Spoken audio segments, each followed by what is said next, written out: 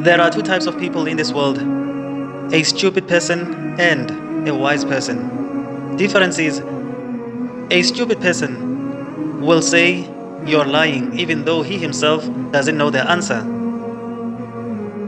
Then a wise person is he who will say, present your evidence if you are truthful. In the 7th chapter of the Quran, verse 176, Allah says, so his example is like that of a dog. If you chase him, he pants, or if you leave him, he still pants.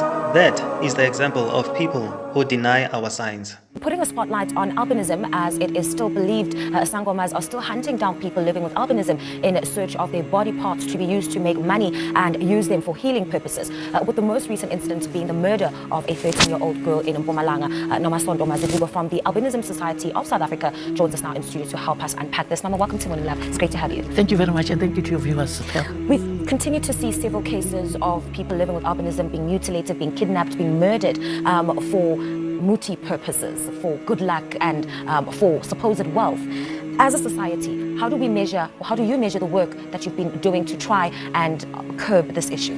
I think, first thing, it is very important that the work that I started in 1992 has come now to the fore.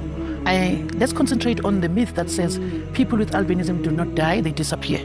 Today we've got proof that we don't disappear. We are kidnapped and killed, and our body parts are given to certain people who come and think our body parts give luck.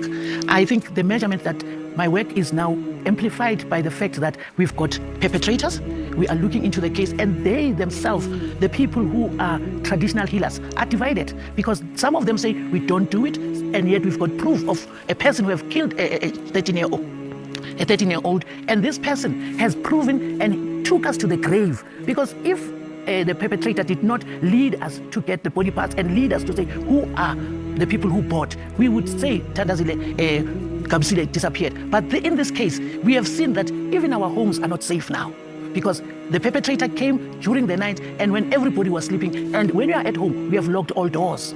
And that's where you're supposed to feel more secure. But let's talk about some of the myths that currently exist around people living with albinism. I mean, I remember growing up in Deep Kloof, Soweto, and our parents, our grandmothers, our grandfathers would tell us to do certain things when we saw people living with albinism. I know one of the acts was to literally put spit down your chest so that you don't have a child born with albinism. Many myths exist. What are some of these myths that people need to interrogate? As for you, Pearl, yourself, you did not understand why we should spit. And nobody, albinism is a genetic condition.